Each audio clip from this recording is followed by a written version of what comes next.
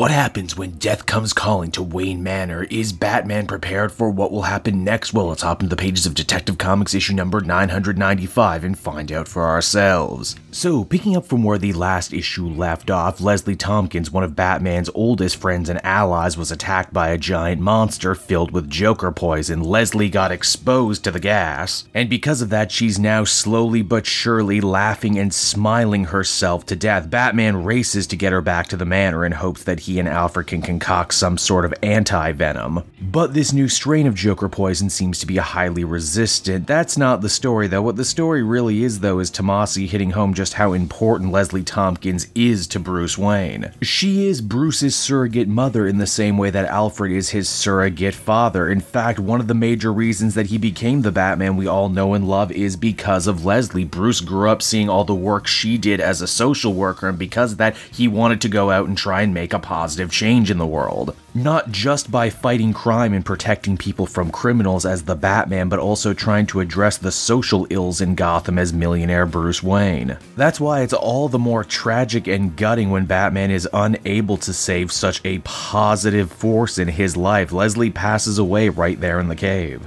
Alfred feels it too, and in fact there's a very heartbreaking little scene wherein he tries to hold in his tears knowing that Bruce needs him to be strong right now in the face of death. Only it seems he'll need to be much stronger than even that, because as he goes to answer the door, he's stabbed in the chest with a rapier by a man dressed as friggin' Zorro, proving once again that this mystery villain who is pulling the strings out there not only has a personal vendetta against Bruce Wayne and Batman, but he very much knows where he lives and to strike him in his literal heart of hearts. All of this ends up leading to probably one of my favorite panels I've read in a very long time. A weakened Alfred collapses in Thomas Wayne's study and is only able to get Bruce's attention by ringing a bell. Why is this important? Well, that's the same room, same chair, same window, and same bell from Batman Year One. This is all intrinsically tied into how Bruce Wayne became a crime fighter in the first place. This is one of those panels where if you're very familiar with Batman's history and lore, it will stick out to you right away, and if not, it might go over your head. Now obviously Batman wants to stay with Alfred and make sure he gets patched up, but it's the butler who says maybe they should call Damian Wayne for help. He has steady hands, and he's even worked on Bruce from time to time. Batman needs to get to work, don't you know? And hey, personally, I'd just like to see that the guy who wrote the last Batman and Robin run making reference to Robin once again. Now Batman's next port of call is Arkham Asylum. He asks the head doctor there to be allowed to start interviewing patients, figuring that someone who attacked him so close to home must be one of his old villains with a grudge. As the comic winds down, Batman very menacingly walks up and down the halls of Arkham Asylum, literally rattling cages, and says that tonight one of his villains overstepped the line and that Batman's not leaving until he gets a confession. Because even though the inmates might think Batman is locked in the asylum with them, we all know the truth is it's the other way around. And so that was Detective Comics number 995, everybody, and I really have to take my hat off to Peter Tomasi on this one. He is just impressing all over the place in this newest run. Now, I'm sure many will be quick to say that none of this is entirely new. We've all seen Batman face tragedy in his life, lose loved ones. In fact, if you've been reading the Tom King Batman book, that's all happening a lot. But all of this, I think, is a perfect encapsulation of how you do tragedy in the life of a tragic character like Batman right. He keeps his composure, even though we can all tell he's dying on the inside. This issue also kind of ends up being a real love letter to the life and times of Leslie Tompkins, a woman that was so important in Batman's life and yet who so many writers forgot about. It's truly heartwarming to see Batman show such love and respect for this woman in his life. In fact, probably one of the few positive female role models I can name in Bruce Wayne's life. Overall, I think I'd feel very comfortable giving this one a 9 out of 10, and I cannot wait to take the ride to issue 1000 with this series.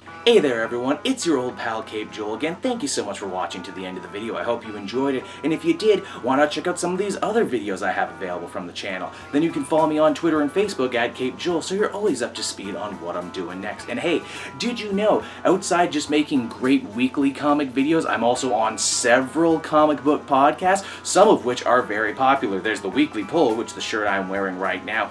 That one goes every other Tuesday. Then there's the Elseworlds Exchange over on the Comic Pop channel. That's every Wednesday around 3 to 5, give or take. And then how could I possibly forget the Comic Multiverse, the show hosted by myself and Matt of Fortress of Solitude. That one goes live on this channel every Wednesday at 8, and also SoundCloud and iTunes later on. Be sure to check out and subscribe to those if you haven't already. I assure you, you won't be mistaken.